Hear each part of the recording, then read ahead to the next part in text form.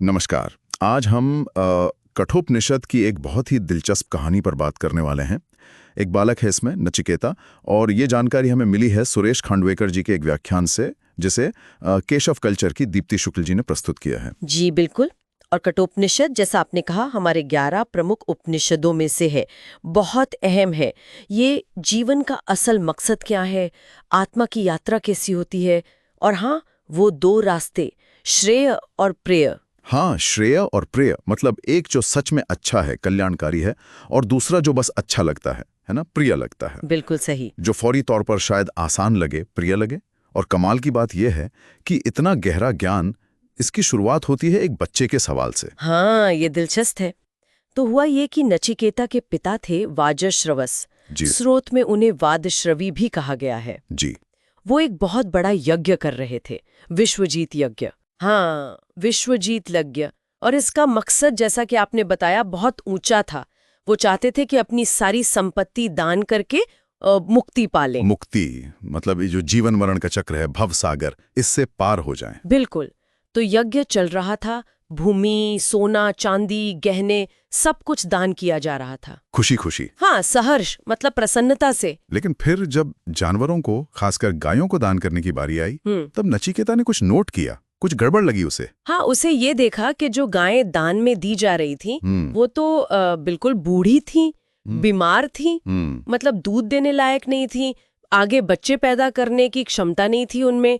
स्रोत में तो यहाँ तक आए कि कुछ इतनी कमजोर थी कि खड़ी भी नहीं हो पाती थी ठीक से, चारा पानी भी खुद नहीं ले सकती थी। निरिंद्रिय शब्द इस्तेमाल हुआ है। जिनकी इंद्रियां काम नहीं कर रही हो। हाँ, निरिंद्रिय।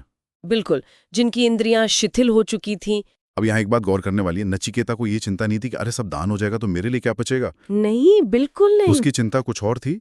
वो ये देख रहा था कि पिताजी इतने बड़े लक्ष्य, मुक्ति के लिए दान कर रहे हैं, और दान क्या कर रहे हैं, ऐसी चीजें जो किसी काम की नहीं। एकदम सही। वो भी खुशी खुशी, प्रसन्नता पूर्वक दान कर रहे थे। यहीं पे वो विरोधाभास, वो कॉन्ट्रास्ट दिखता है ना। एक तरफ इतना महान लक्ष्य, मुक्ति पाना, और दूसरी तरफ दान में ऐसी वस्तुएं देना जो उस लक्ष्य के लायक ही न लगे। बिल्कुल। क्या ऐसे दान से वो फल मिलेगा जिसकी आशा की जा रही है? यहीं से वो सवाल उठता है, श्रेय और प्रेय वाला। तो क्या वाजश्रवस उस वक्त एक तरह से प्रेय मार्ग चुन रहे थे, मतलब जो आसान लगा, शायद इन गायों से छुटकारा पाना आसान था तो वो कर दिया, ये सोचे बिना कि क्या ये सही है, कल्याणकारी है। हाँ, ये बिल्कुल एक सटीक उदाहरण बन जाता है श्रेय और प्रेय का। जी। जो प्रिय लगा, शायद बोझ उतारना प्रिय लगा, वो कर दिया। जबकि श्रेय मार्ग, जो सच में कल्याणकारी होता, वो शायद कुछ और मांगता। वास्तविक त्याग, विवेक। सही बात है। उसमें शायद और मेहनत लगती, या शायद अपनी प्रिय चीजें देनी पड़ती।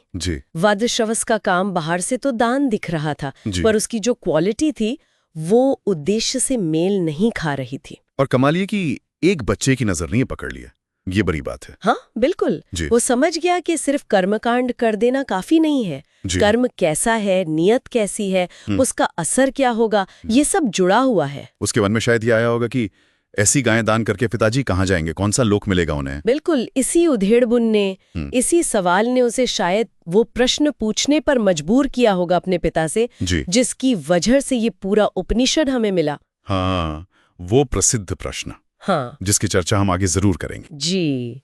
और ये दिखाता है कि सच को देखने की, सवाल पूछने की कोई उम्र नहीं होती।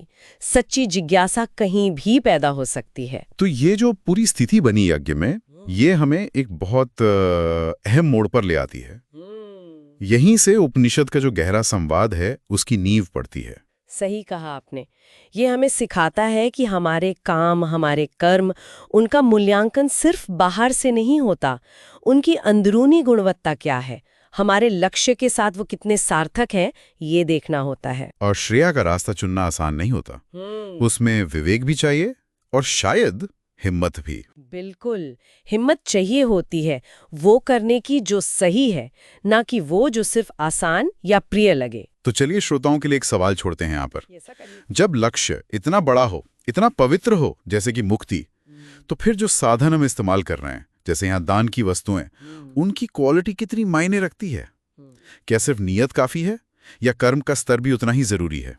इस पर सोचिएगा जरूर।